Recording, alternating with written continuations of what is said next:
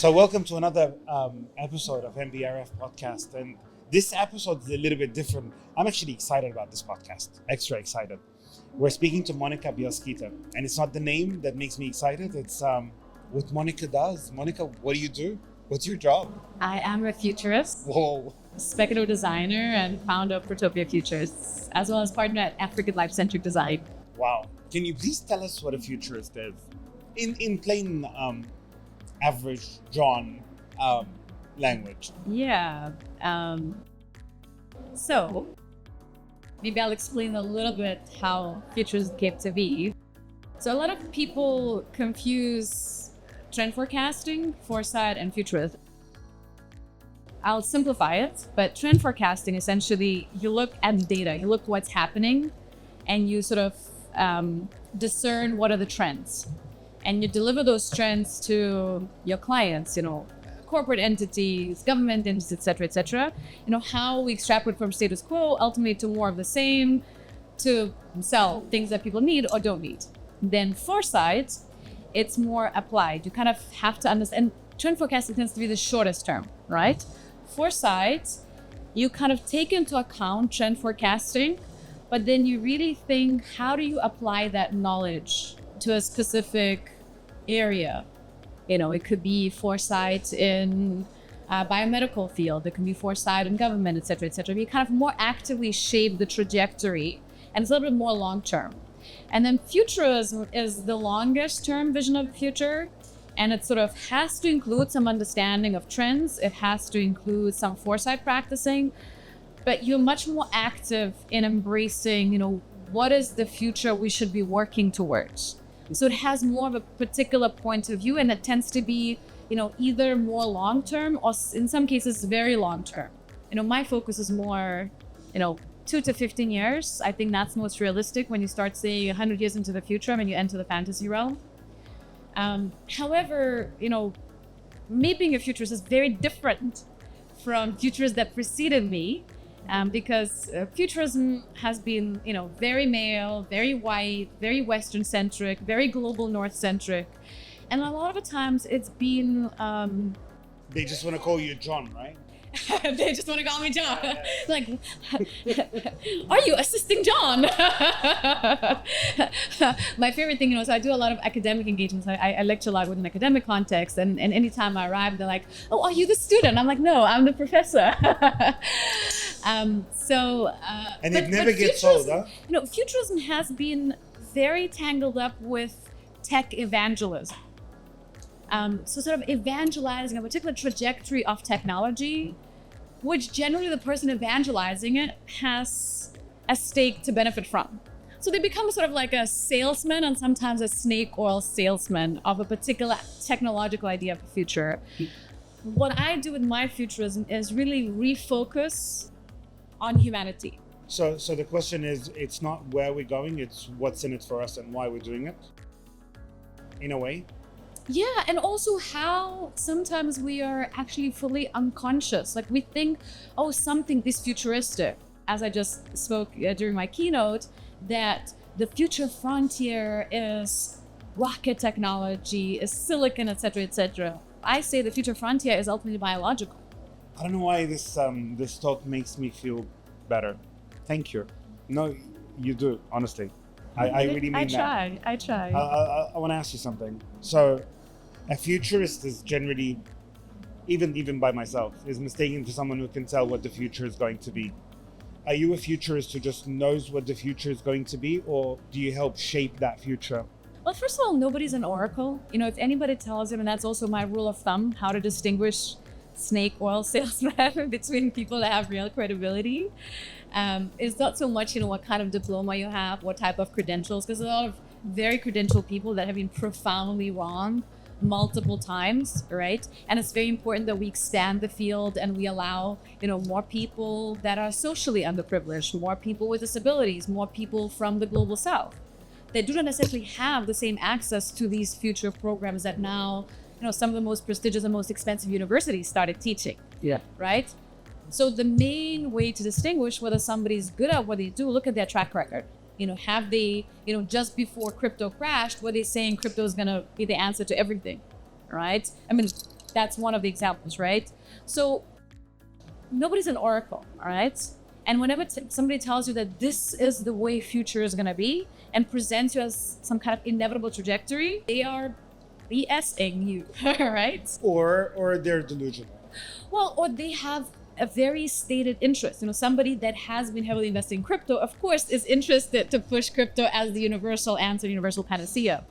So somebody that is credible person in this field, the best that we can do is predict a possibility space, a kind of perimeter within which things based on our subjective knowledge, our scientific literacy, geopolitical literacy, cultural literacy, seems to be most likely, less likely, entirely improbable.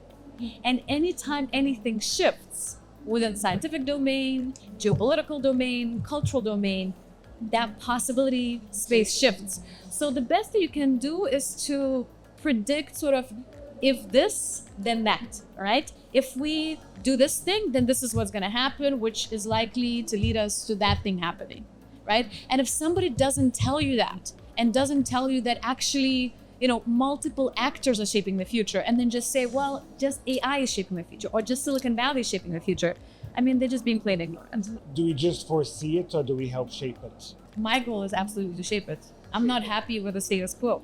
I don't think... What aren't you happy about?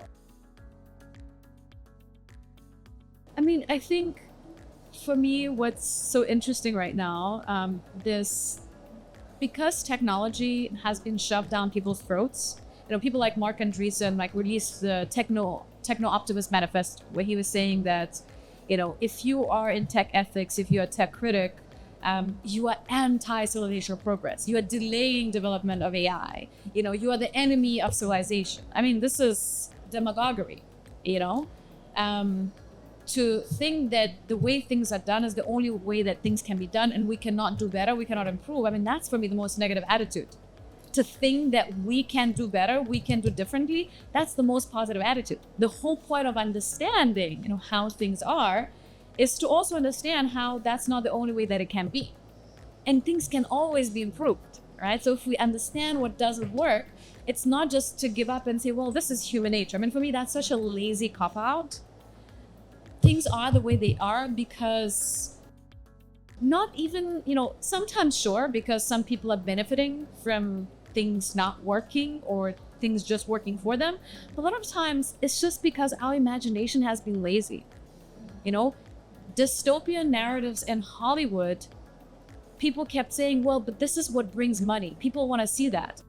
We've seen time and time again over the recent years, box office results showing us that people are fed up with dystopia. People are fed up with these, hopeless visions of doom and gloom. Black Mirror is kind of just real life right now, right? So we want to be inspired. We want to, feel that sense of community. We want to understand things. Yet at the same time, if scientific literacy, technological literacy is delivered in such a complex, inaccessible language, of course, then people succumb to YouTube conspiracy wormholes, right? It's hard to understand epidemiology and vaccinology, and so instead of that, you'll just think, oh, we're just getting microchip 3 vaccines or something like that, right? It's a easier, simpler explanation. And so if we want for greater audiences to get engaged with the future of science and technology, we also need to deliver those narratives in a much more compelling, much more inspiring, and also not just narratively rich language, but also visually. We need to make those visions come to life with the vision, not just with words.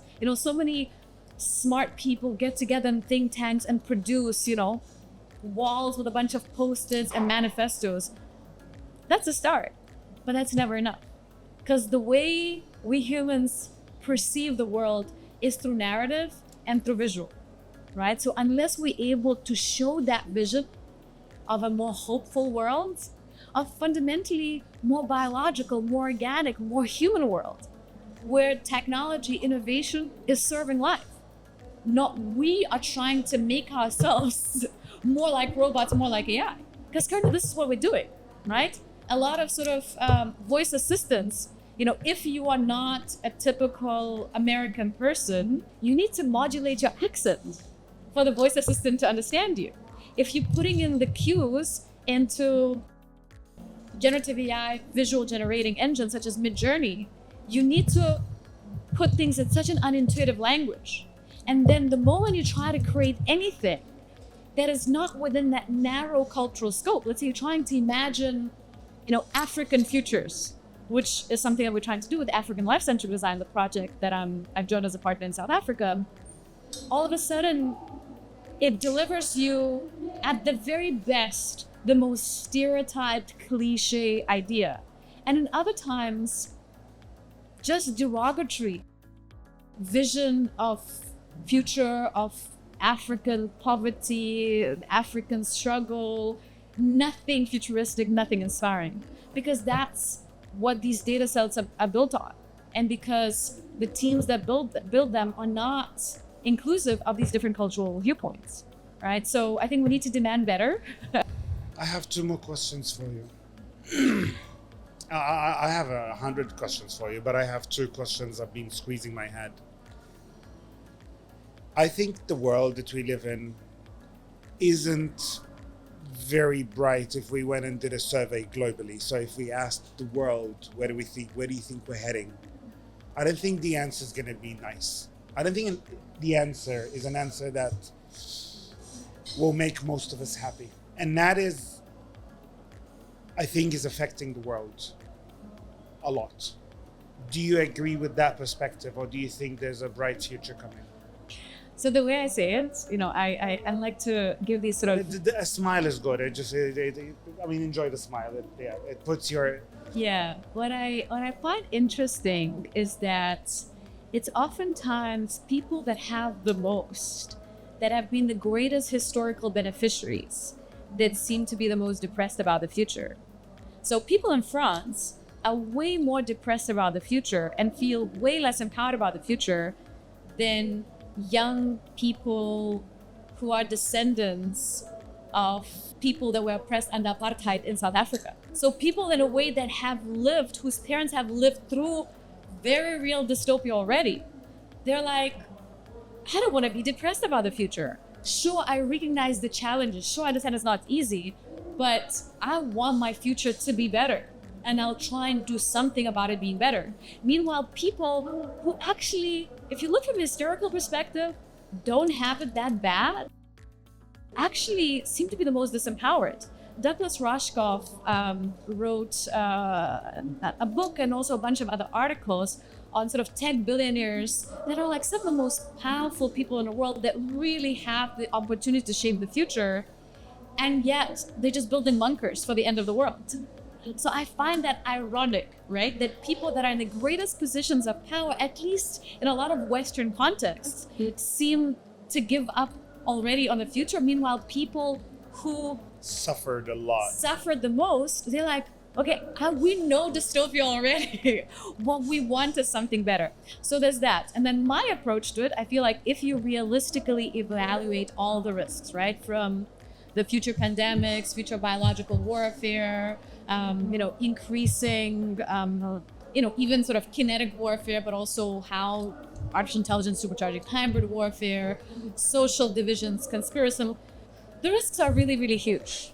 And I equate that with being diagnosed with a really dangerous, fast-moving form of cancer. When you face that diagnosis, and I speak about it because unfortunately a few close loved ones have gone through that journey. When you get diagnosed with a potentially terminal form of cancer, you can either give up and say, well, my chance of survival is 1-2%. I'll just do nothing about it. This is what happened to my best friend. 4 years ago, she got diagnosed with terminal cancer, given 2 months to live. And I say she's my best inspiration how to approach future thinking at this time. She got given 2 months to live, but instead of giving up, she sought out second opinions. She changed her oncologist. She followed the best available science to a point of joining, at stage 4 cancer, one of the most advanced AI startups that does cancer genetics mutation analysis to adapt the best available treatment. So she followed the best available science. She sought out the partners to collaborate with. She also addressed, lifestyle changes, what brought her here. She was extreme mountaineer, workaholic, perfectionist, not enough sleep, not enough rest. She learned how to rest. She learned how to be present. And then last thing, which is the hardest thing, especially for people with cancer, is to address the trauma, to address the boundaries, to address the sort of generational wounds in many cases, which as societies we're not doing enough at all. And then we're surprised when we shove things under the rug when the conflicts erupt again. Peace doesn't happen just with a ceasefire, all right? It requires repair work. It requires regenerative work. But once you do all that, even if your chances are tiny, tiny, tiny, you consciously choose to embrace life and not death. 3 days ago, she had surgery because the tumors that were in the brain and lungs and the bones, they calcified. She's gone through multiple lines of treatment, many side effects. Her resilience is phenomenal. But she just had a surgery which might give her a second lease on life. 4 years later. 4 years later. In the process, I'll give you a simple example. At some point, she bought a terrain to build a house, and she started planting with her own hands fruit trees. Any other quote unquote reasonable person would look at her and be like, why is she planting fruit trees? She'll never get to eat this. Not even if she's planting flowers or, salad seeds or something like that to eat that next spring. She started planting fruit trees. Most people would say, why would she do that? And I think big part why she's alive and she just had a surgery that we're not sure, if the cancer will not come back. It's a continuous struggle, but she might just have a new lease on life because she never gave up. No matter how slim those chances were, she did everything. Follow the best medical science, address what brought her here, and address those deeper things that are beyond just the surface level. And just attach herself to life, told herself the story of life. Brilliant. And I think that's what we need as humanity. Monika, I'll tell you what. It's fascinating what you said about the trees, because we have in Islamic Arabic literature, there is a hadith by the Prophet who says, if Armageddon comes upon you and you're holding a plant in your hand, quickly plant it before the end. So I'm so glad that your friend is doing great. I send her my best wishes through this podcast. I hope she sees it. And I hope one day that we'll do a podcast with her as well, because stories like that need to be told to the whole world, because I think that's what we need today. We need to hear more of this, as you said, to look for life, not death. And Monika, look, tell me one last thing. I want to hear one last thing. What's so interesting, right, is that she's an utterly brilliant technologist, innovator, CEO, founder. But when she got diagnosed, she felt like somehow now she's less than. Maybe, even if she recovers, she's not going to be employable, et cetera, right? Because there's so much shame attached to disability, to struggles, to challenges that we face. And just earlier this summer, we did the first public talk together where she spoke about her journey. And the incredible thing is that her healing went supercharged after that. And sometimes it takes us to go public and to acknowledge what we've gone through, to receive the help, the assistance, the support, the wisdom that we can get from the world. So if we just pretend that we're these perfect robots, better, stronger, faster, that we never fail, we never make mistakes, ultimately we won't learn. So I think what we need in this world is less of celebration of being right, of being perfect, and more the celebration of learning and trying and getting it a little bit more right every time. Effort and evolution rather than the end result and perfection. So for me, future making is about process. It's not about the end destination. And it will take longer. And the best we can do is open the doors so that others walk through it. When I do a talk, what I hope is that we'll plant some seeds of imagination within people in the audience so that they can go and do what me by myself could never do. So Shape the future. future is about planting those seeds and nourishing these trees growing. Back to trees. It's not just about, it's not just about engineering, not just about building. It takes a lot of nourishing, it takes a lot of maintenance. It takes not giving up in the process. Just because we did it once, it doesn't mean it's done. Brilliant words. Monika, Thank you. thank you. No, thank you. It's been absolutely great from MBRF Podcast. Tell us what you think about what Monika just told you. Monika, you want to tell them one last thing? Do reach out. Future is a collaborative process. Let's do this together, and let's not just agree with each other. Let's learn how to question each other and support each other and challenge each other, not with just rage and anger, but with love. Because we're in this together. We might like or not like each other, but we are in the storm, not in the same boat. All right? Some of us have yachts, some of us barely have life jackets. But at the end of the day, we share the same planet, we breathe the same air, we exchange the same viruses, bacteria, and fungi.